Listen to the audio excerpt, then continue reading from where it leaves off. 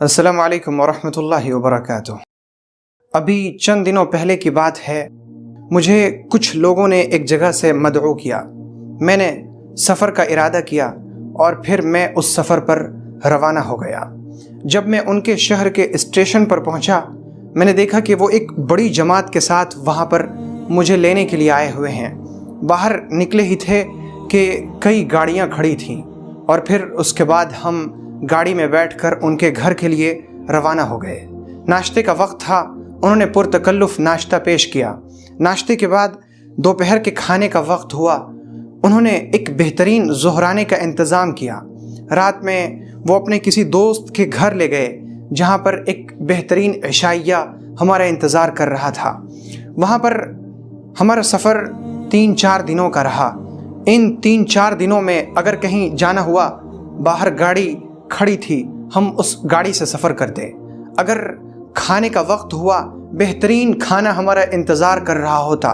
اگر پانی چاہیے ہوتا، پانی سامنے ہوتا۔ اگر چائے کا وقت ہوتا، گرما گرم چائے سامنے آ جاتی۔ یعنی میں ان 3-4 دنوں تک ان کا مہمان بنا رہا، اور مجھ مہمان کے لیے انہوں نے ہر چیز کا بہترین انتظام کیا تھا۔ میں اس مہمانی کے اس مختصر سے دور میں یہ سوچنے لگا کہ میں اس ایک آدمی کا مہمان ہوں، جو ایک آدمی ہے، ایک متوسط درجے کا آدمی، جو بہت زیادہ مالدار نہیں، جس کے پاس بہت ساری چیزیں نہیں، جس کے پاس بہت سارے انتظامات نہیں۔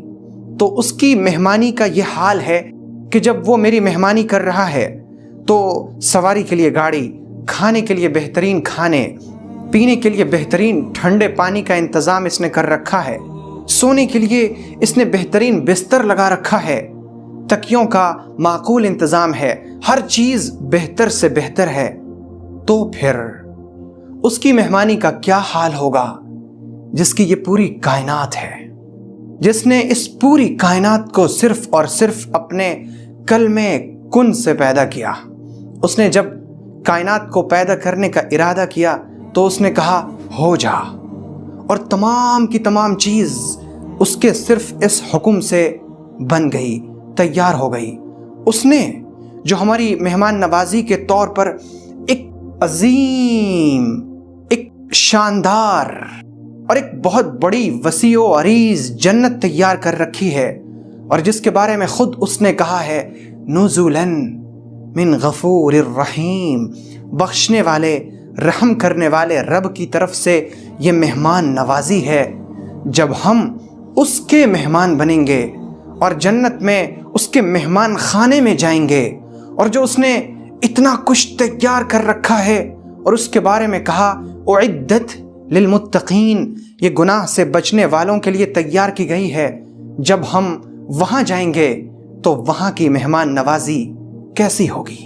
میں سوچ سوچ کر حیران ہونے لگا کہ جب اس دنیا کے انسان کا یہ حال ہے، جبکہ دنیا کا انسان بہت زیادہ قادر، طاقتور، مالدار اور مالک نہیں، پھر بھی وہ اپنے مہمان کے لیے شاندار سے شاندار انتظام کرتا ہے، تو پھر اس رب کی مہمان نوازی کا کیا کہنا، جو مالک ہے، رب ہے، غفور ہے، شکور ہے، قدردان ہے، مہربان ہے، اس کی مہمان نوازی کیسی ہوگی۔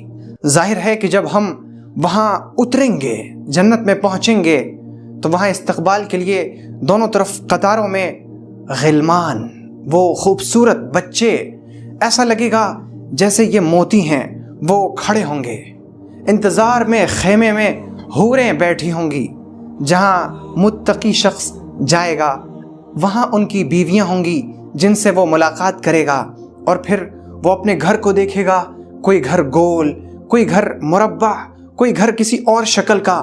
وہاں عجیب و غریب درخت لگے ہوں گے کہ درخت کی ہر ٹہنی سبحان اللہ کہہ رہی ہوگی، اور انسان کے جسم کے اندر جو کچھ غلاظتوں کا سسٹم موجود ہے وہ سب ختم ہو چکا ہوگا، اندر مشک، زعفران جیسی پاکیزہ چیزیں بھری ہوں گی، اور وہاں کی اس مہمان نوازی کا تصور انسان کر بھی نہیں سکتا جو اللہ نے اس کے لیے تیار کر رکھا ہے۔ وہ چاہے گا میں کھیتی کروں، کھیتی لگ جائے گی۔ وہ چاہے گا میں پرندے کو کھا لوں، پرندہ भुना हुआ उसके सामने मौजूद हो जाएगा। वो चाहेगा मैं ये फल खा लूँ, वो फल उसके लिए तोड़ना आसान हो जाएगा, उसे तोड़ेगा, खाएगा। उसके लिए हर तरह की नहरें जारी होंगी, पानी प्यालों में लिए गिलमान खड़े होंगे जो हर वक्त दस्त बस्ता सलाम पेश कर रहे होंगे। और उसके अलावा हर तरफ से सलामुन कौलम मिर रब्बिर रहीम की आवाज़ आ रही होगी। ये मेहमान नवाजी है। मैं इस मेहमान नवाजी को सोचने लगा, मैं इंतज़ार करने लगा कि कब अल्लाह रब्बुल इज़्ज़त की तरफ से इस मेहमान नवाजी का वक्त आएगा, मैं अल्लाह का मेहमान बनूंगा। ए मेरे भाई और ए मेरी बहन, हमेशा याद रखिए, अल्लाह से जैसा गुमान रखिएगा वैसा ही अल्लाह रब्बुल इज़्ज़त आपके साथ मुआमला करेगा।